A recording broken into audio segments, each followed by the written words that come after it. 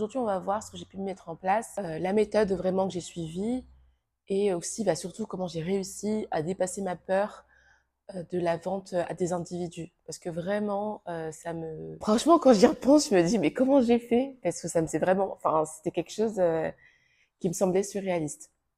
Bon, je vais juste du coup commencer par le format.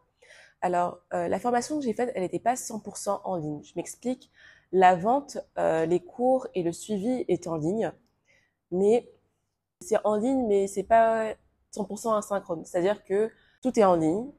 Donc, il n'y a pas un moment où je vais voir mes élèves physiquement, mais à un moment, il va y avoir une réelle interaction. C'est différent d'un produit qui est totalement asynchrone, où il n'y a pas forcément d'interaction, où du coup, le produit se vend, vous l'avez, et voilà quoi. Moi, pour qu'il l'ait, il faut aussi qu'il y ait la partie cours en ligne, mais en live. Ok? Et j'ai fait ça parce que pour moi, c'était trop tôt pour faire du 100% en ligne, et je sentais, après il faudrait que ce soit confirmé, mais ça a été moyennement confirmé sur les entretiens. Je sentais que pour un sujet aussi technique, parce que en fait, je leur apprends quand même quelque chose d'assez technique, ils avaient besoin de me voir, que je sois là. Donc voilà, ça rend du coup, par rapport au prix aussi auquel je l'ai vendu, l'ensemble moins rentable. Mais écoutez, je pense qu'il faut le temps autant. Et moi, j'avais aussi besoin de les voir, de me sentir que je les accompagne, qu'ils sont à l'aise. Et c'est peut-être des choses que du coup, je pourrais totalement totalement automatisé par la suite. Et là, vraiment, je sentais qu'il fallait qu'ils me voient et c'était un besoin. Donc, commençons par le process. Donc, du coup, qu'est-ce que j'ai mis en place? En fait, j'ai fait juste ce qui avait de plus naturel à faire, mais aussi c'est parce que je connais le métier. C'est vraiment valider s'il y a un besoin. Valider s'il y a un besoin pour cette formation. Au début, j'avais pas le thème.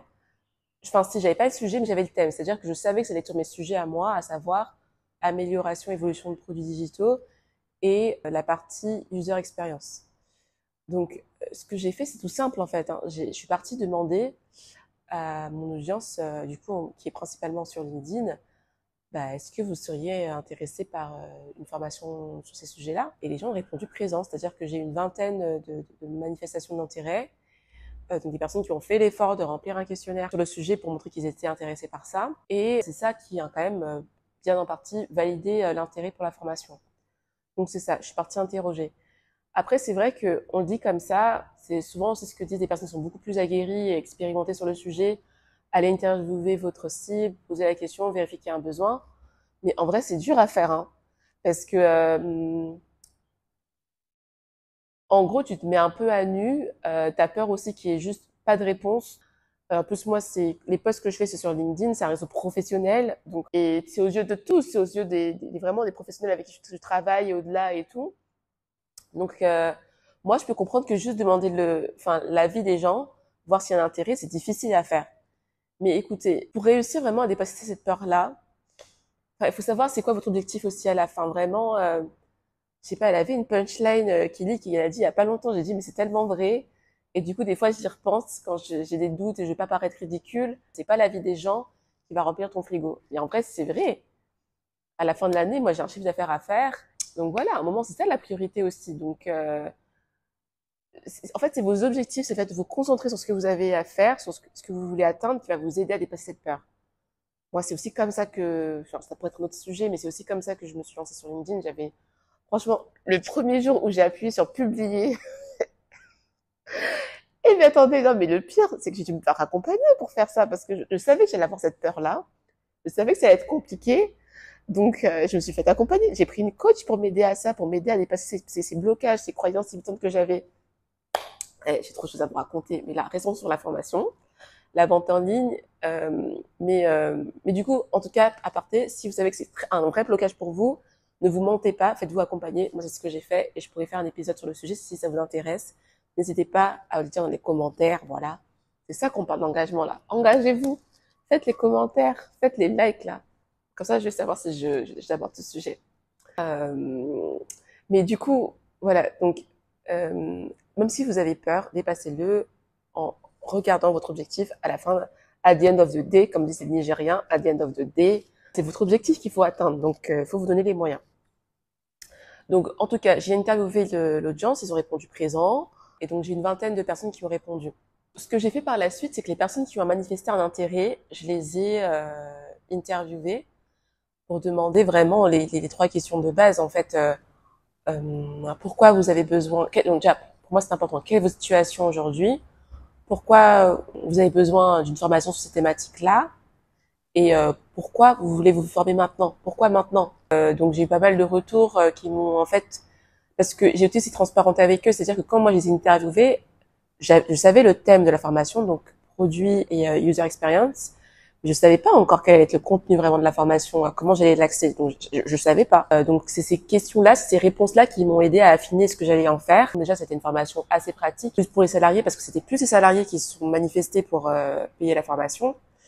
Et du coup c'était vraiment une formation pour booster leur carrière, apprendre à développer une approche produit. Donc c'est à partir d'une problématique business dans l'entreprise qui vous est donnée, comment vous identifiez les problèmes utilisateurs qui empêchent d'atteindre ces objectifs business, et à partir de là, une fois que vous avez identifié les problèmes utilisateurs, quelles solutions vous apportez au produit, donc à l'application mobile, à l'application en ligne, à l'application web, au site web, qu'est-ce que vous apportez comme solutions qui seront pertinentes pour répondre aux problèmes qui empêchent d'atteindre les objectifs business de l'entreprise. Vous voyez?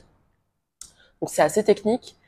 Et du coup, donc je l'ai orienté pour eux. Et aussi, la dernière chose que j'ai faite, mais qui est cruciale, et ça, c'était, je le savais pas, c'est vraiment un expert qui est dans mon réseau, à qui j'ai posé la question, qui me l'a dit. La meilleure manière de vérifier si, parce que les personnes peuvent manifester un intérêt pour votre formation, la meilleure manière de le vérifier si l'intérêt est réel, bah, c'est de passer à la caisse. Donc c'est que les personnes vraiment vous envoient de l'argent. Donc dans certains cas, vous allez demander qu'ils vous envoient la totalité. Moi, vraiment, c'était la première. J'étais même pas à l'aise pour qu'ils m'envoient la totalité alors que j'avais même pas fait le contenu de la formation. Donc, ce que j'ai demandé, c'est qu'ils m'envoient un acompte. Et alors là, magie, il y a 3 personnes qui m'ont envoyé un acompte alors que je n'avais même pas encore le contenu de la formation.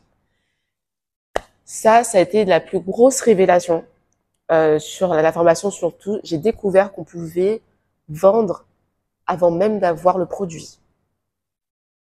Et j'étais là, mais c'est magique. J'étais là, mais vraiment, c'est un tout nouveau monde qui s'ouvre à moi. J'aurais jamais pu penser que tu pouvais vendre avant d'avoir le produit. Parce que certes, je prenais même des acomptes sur les missions freelance. Donc, si je prends une avance, on sait quel va être le contenu de la mission, on sait ce que je vais avoir, les livrables que je vais donner, etc. La méthode que je vais mettre en place. Donc, c'est très clair, c'est dans la proposition pour le client avant qu'il valide. Donc, il sait ce qu'il va avoir exactement. Et du coup, la compte, ça sert juste à sécuriser pour moi de mon côté et ma trésorerie un petit peu. Mais voilà, à sécuriser la mission. Mais là, c'est-à-dire qu'il y avait rien. Moi, je leur ai juste dit, la formation, elle serait sur le UX et le produit, mais il y avait rien. J'avais aucun descriptif, j'avais rien. J'avais même pas la page Notion que j'ai construite, j'avais rien. Et ils m'ont fait mon compte. Et c'est là où vraiment, j'ai découvert la puissance du lien de confiance. Les personnes qui ont fait ça, c'est des personnes qui me faisaient confiance. Donc, soit il y en a qui ont eu à travailler avec moi, il y en a d'autres qui ne me connaissaient ni d'Ador ni d'Eve, et qui du coup ont fait la compte. Mais alors, quand on dit qu'ils me connaissaient pas, ils me connaissaient par rapport à mon contenu en fait. Ils connaissaient par rapport au contenu que je faisais sur les réseaux, et notamment sur LinkedIn. Et ils me suivaient depuis un petit moment, et c'est comme ça que c'est noué le lien de confiance. Mais du coup, ouais, c'était vraiment puissant, et je me suis dit, mais c'est un truc de fou. Aujourd'hui, tu peux vendre à des gens, t'as encore rien. C'est incroyable. Donc c'était surtout ça que je voulais vous partager. Et après ça, j'ai fait un plan de communication pour atteindre au moins les 10 participants, 30 jours. C'est aussi une recommandation qui m'avait été faite. Bon, ça vraiment, c'était le plus difficile parce que, je vous l'ai dit, vendre des individus, c'était tout nouveau et j'avais vraiment une peur de le faire. Il fallait que je me fasse violence chaque jour pour poster. Donc j'ai fait quand même un plan en amont et c'est ça aussi qui m'a aidé. Que vous sachiez le sujet que vous allez aborder dans un premier temps, c'est ce que j'ai fait. Mais ça restait, il n'empêche que même si j'avais les sujets, j'avais les premières lignes des premiers posts, il n'empêche que c'était dur. Franchement, c'était difficile. Donc, en plus, le plus difficile, le plus difficile du plus difficile, c'est qu'avant de lancer ça, j'avais fait une suite de posts qui marchait assez bien. Je pense que l'algorithme m'avait favorisé. J'ai eu beaucoup d'engagement, des posts à 100, 200, 300 likes, enfin vraiment. Et même sur des posts techniques, c'était une fierté pour moi, j'étais trop contente. Et quand tu fais ça, les posts de vente, mais t'as vraiment une dégringolade en termes d'engagement. Et ça rend la chose encore plus difficile. Mais après, le dessous de l'iceberg, c'est qu'il y a des choses qui se font. Donc, tu as des personnes qui vont prendre rendez-vous avec toi, qui vont télécharger ton syllabus, des personnes, voilà. Enfin, il y a des choses qui se passent quand même. Mais c'est vrai que la partie visible, toi-même, elle te donne pas envie. Donc, voilà. Donc, c'est le plus dur aussi à surmonter. Donc, il faut réussir à dépasser ça. Il faut réussir à dépasser l'apparat. Et donc, aussi, ce que j'ai pu mettre en place pour promouvoir ma formation, c'est une page Notion. Donc, c'est-à-dire que j'ai pas du tout fait de site web, voyez, WordPress, etc. Même une landing page, par exemple, sur un système automatisé comme System.io. J'ai pas du tout fait ça. Et je vais juste faire une landing page avec les informations assez simples, des photos que j'avais déjà, etc. Et c'est ce que j'ai mis en place et j'ai publié la page. D'ailleurs, si ça vous intéresse de monter en compétence sur ces sujets, c'est vrai que moi, Notion, j'utilise vraiment pour tout. N'hésitez pas à me le dire en commentaire si des sujets qui vous intéressent, je pourrais les traiter. Mais vraiment, voilà, c'est mon outil par excellence. Et l'autre chose aussi que j'ai fait, que ce soit par exemple pour la manifestation d'intérêt, que ce soit aussi pour la prise de rendez-vous, etc. Moi, j'ai utilisé beaucoup de formulaires pour avoir après les informations des personnes automatiquement récoltées. Alors, j'ai pas utilisé, comme je vous l'ai dit, un outil tout automatisé parce que je me suis dit, pour là où j'en suis, je démarre, je pense que j'aurais pas beaucoup de personnes à suivre, etc. J'ai pas besoin d'avoir une grosse outillerie et de faire appel à un professionnel pour mettre tout ça en place, ça a un coût.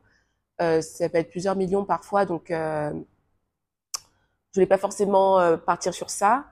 Donc j'ai fait des automatisations, on va dire custom, donc vraiment sur mesure pour ce cas-là. Et la base qui a permis de le faire, c'est vraiment d'utiliser les formes sur Notion. Ça marche très très bien. Et il n'y a pas toutes les fonctionnalités, mais pour ça c'est suffisant. Et ça m'a permis après de mettre d'autres automatisations en place. À nouveau, si c'est un sujet qui vous intéresse, manifestez-vous en commentaire. Après, il y a un autre sujet, c'est la question du prix. Donc, comment je m'y suis prise pour le fixer? J'ai regardé ce qui se faisait déjà dans la sous-région parce qu'il n'y a pas rien, hein. Faut arrêter, il y a jamais rien localement. Il y a toujours des initiatives. Donc, j'ai regardé ce qui se faisait sur la partie en termes de formation, mais formation courte, pas formation longue. J'avais trouvé quelque chose, donc je crois Go My Code à 200 000, un autre format un peu plus 500, 600 000, etc.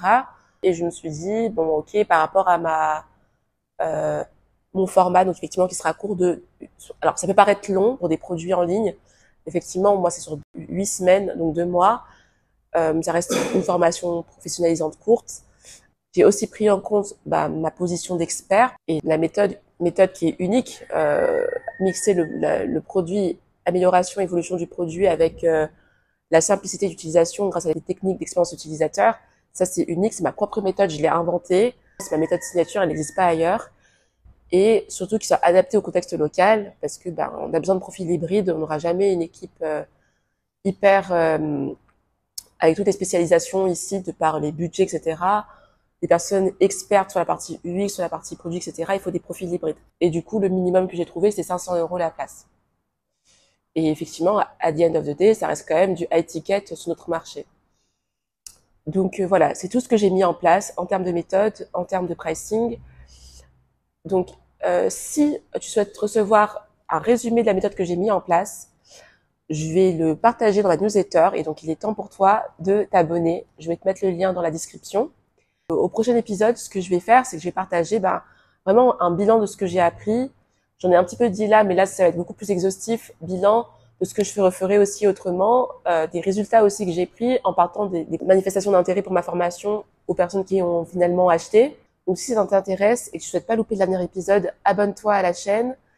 Abonne-toi aussi si tu préfères la version audio, abonne-toi au podcast sur Spotify ou sur Apple et à la newsletter pour les liens utiles, etc. J'espère que ça t'a plu. Si c'est le cas, à nouveau, s'il te plaît, commentaire ou like de la vidéo. Ça me permet de savoir que le nouvel angle business que j'aimerais apporter au podcast t'intéresse. Écoute, je crois qu'on a fini. Donc, à très vite pour la dernière vidéo et en tout cas de la série. D'ici là, porte-toi bien.